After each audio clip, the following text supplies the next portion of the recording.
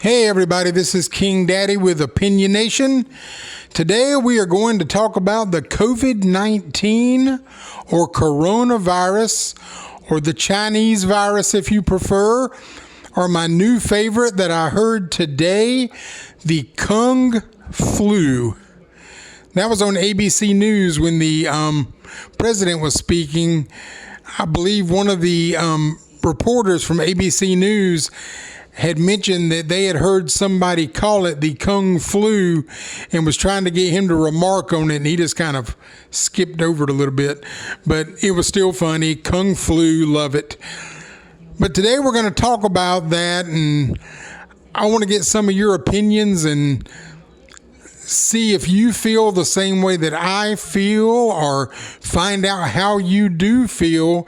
And you can send me an email at opinionnation84@gmail.com, or you can comment directly on the link from this upload today at opinionnation84 on Twitter. But here's the thing. Now, I am considered a high-risk individual. I'm not over 65. I'm only 55. But I do take congestive heart failure medication. I've had a quadruple bypass. And I have a neurological condition which involves the elevation of a gamma protein, which puts me in the immune system deficiency category, which is not bad. I mean, I've not caught a cold all year, so I do pretty well. But I heard that the contagion from this particular virus was a good bit higher than your normal flus or cold, which again, I've had neither one of. But nobody ever wants to take a chance with something that serious that could possibly kill me. So therefore, for the most part, I do stay at home. I go out occasionally. Like this morning, I did go to the grocery store, but I went as soon as the door opened, went in for 5 to 10 minutes, grabbed my shit, and got in my truck and came straight home. Sanitized the buggy real good before I went through the store, sanitized my hands on the way out, and came home, put up my stuff, wiped it off, and wiped off my doorknob.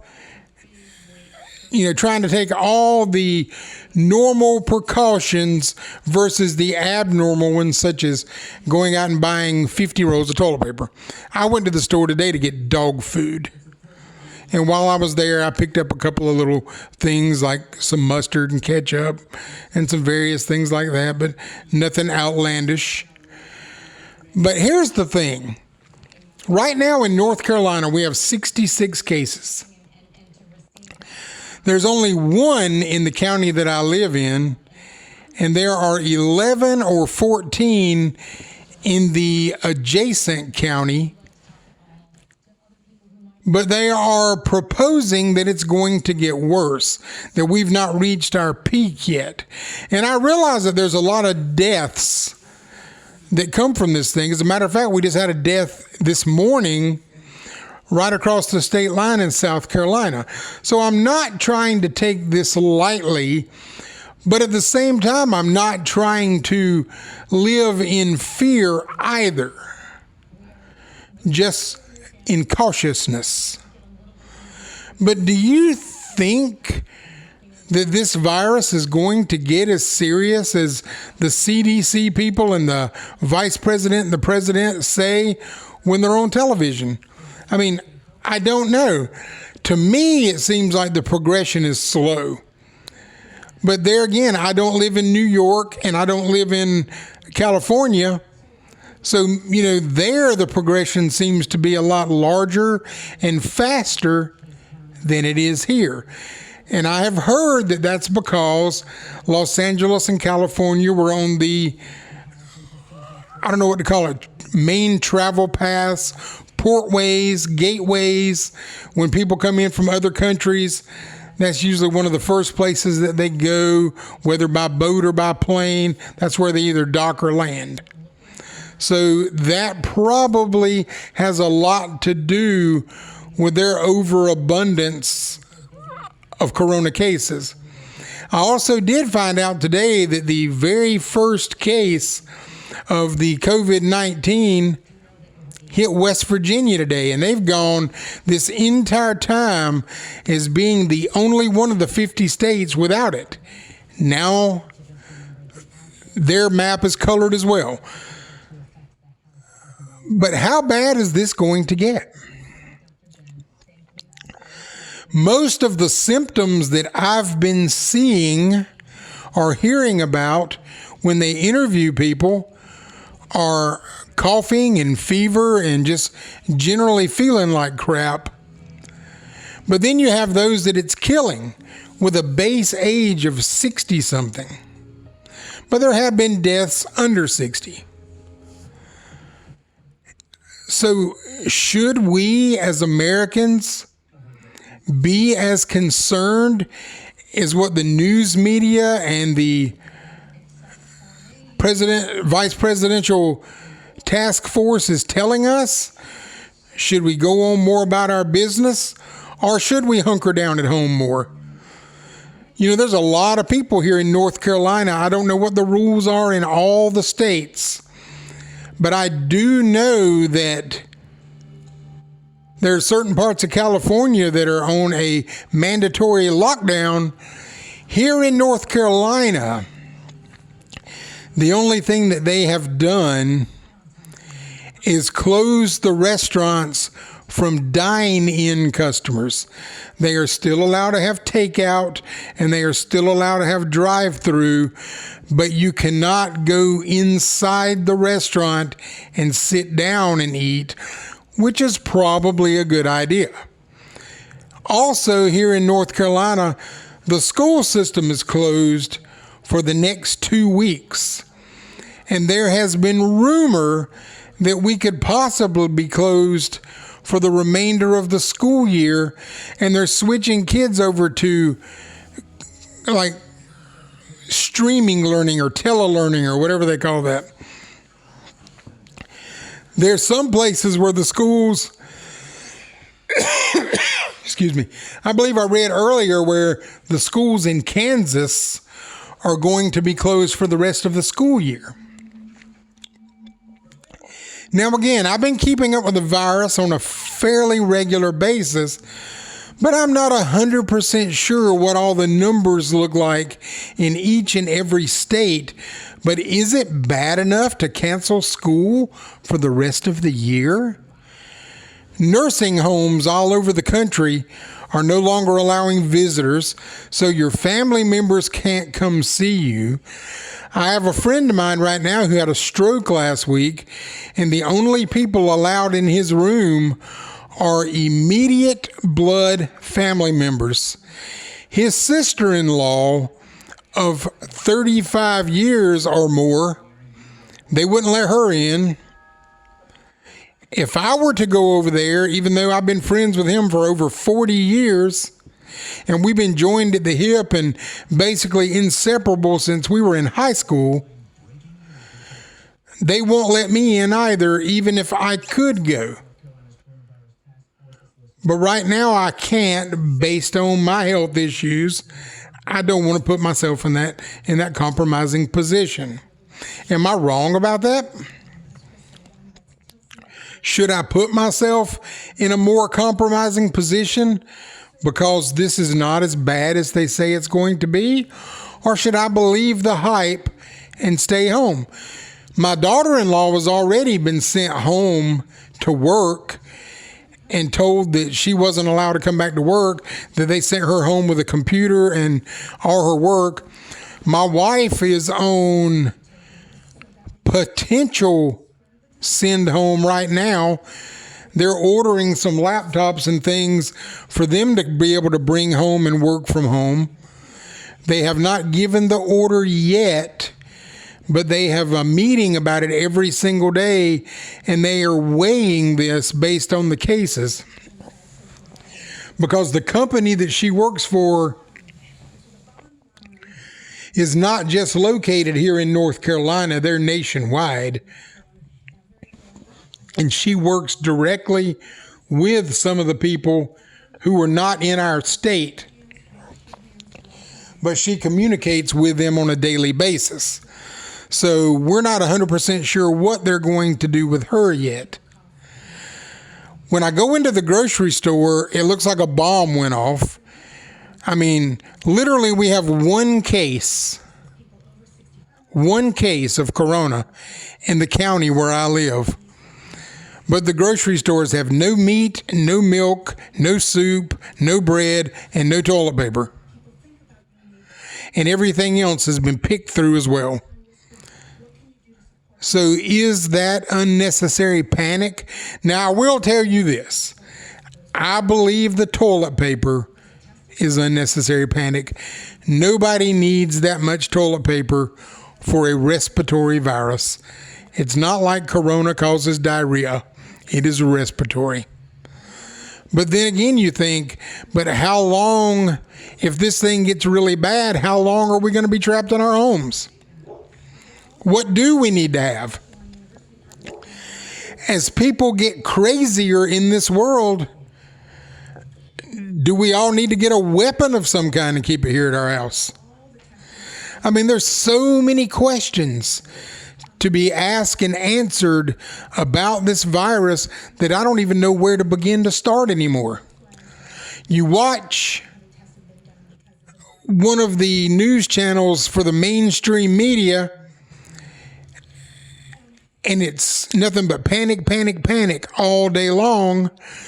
But then you switch it over on one of the more conservative channels like Fox News, and they're giving you numbers and facts, and they're telling you to be careful, and they're telling you what you should do. But there don't seem to be a great deal of panic. But then you listen to the president, who is telling us to be calm, but very cautious. So is there such a thing in a situation like this as overkill or underkill? I mean, what do we really do? What are we supposed to do?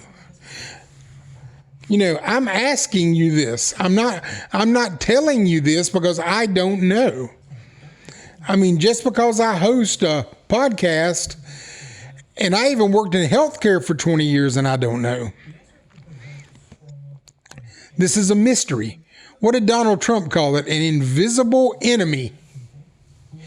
And that's the truth. And it's also an invisible enemy that we don't know anything about. We don't know what to do with it. They're not 100% sure what caused it.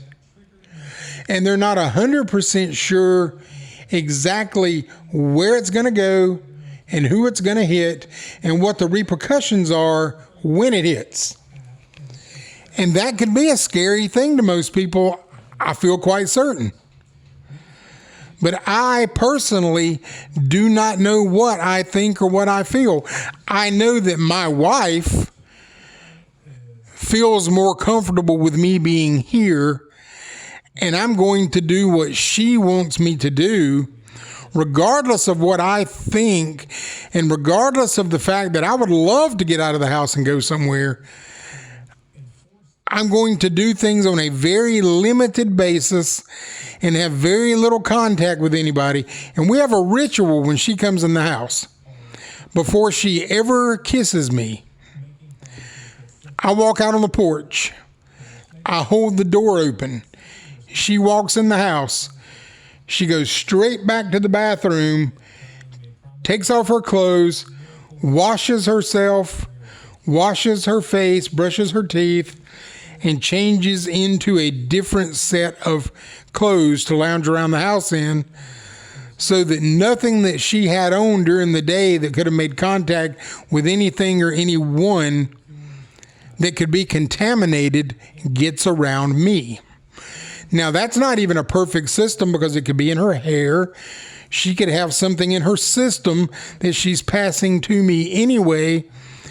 But being that we're two people who live in the same house, one has to work and the other one don't, that's about as cautious as we can get without just literally putting her up in a hotel somewhere and keeping her there till this is over, which I'm not going to do.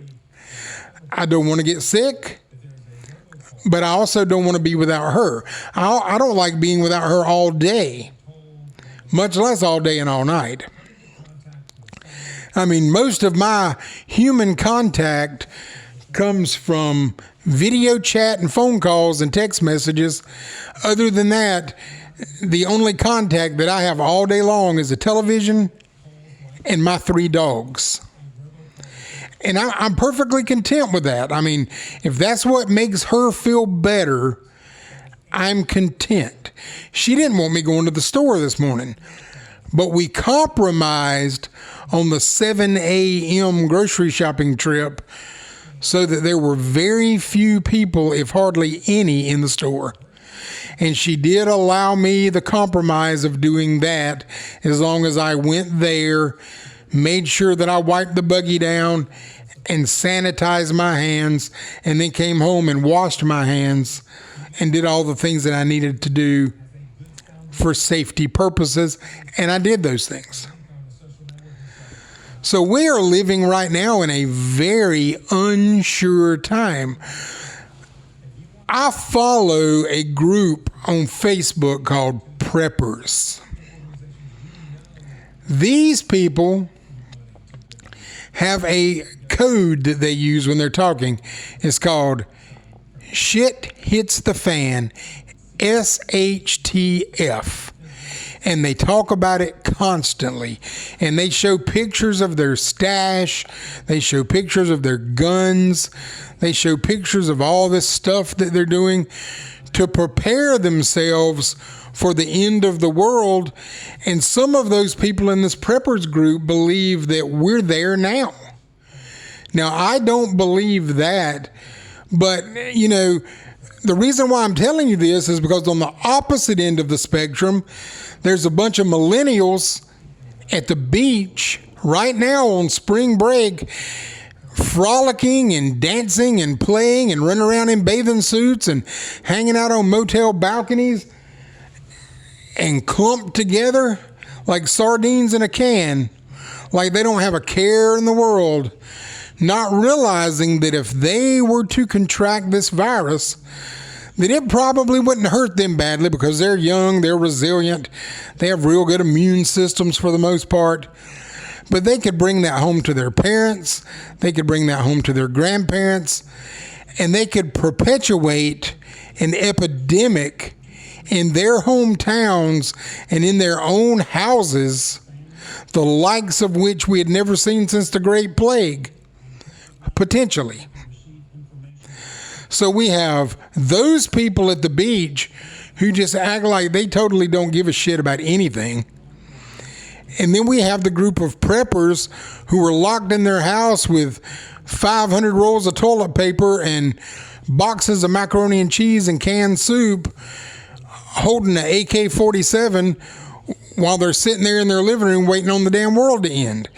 So, you know, I understand there's an in-between to this, but what is it? If you have any thoughts or concerns that you would like to share about how you feel, or tell us what you're doing to prepare yourself for what they're saying is inevitable, let us know.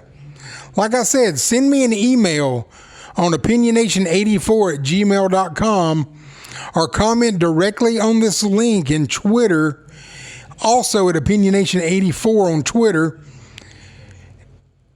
And I'll be glad to answer you back, and I'll be glad in the next video or podcast or so to discuss this and read some of your emails back.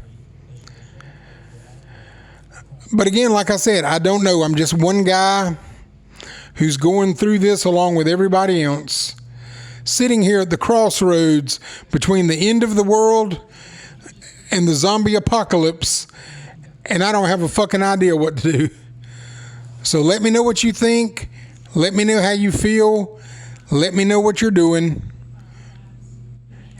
And I'll get back with you later. This is King Daddy for the Opinionation Podcast. Have a good day. Thank you.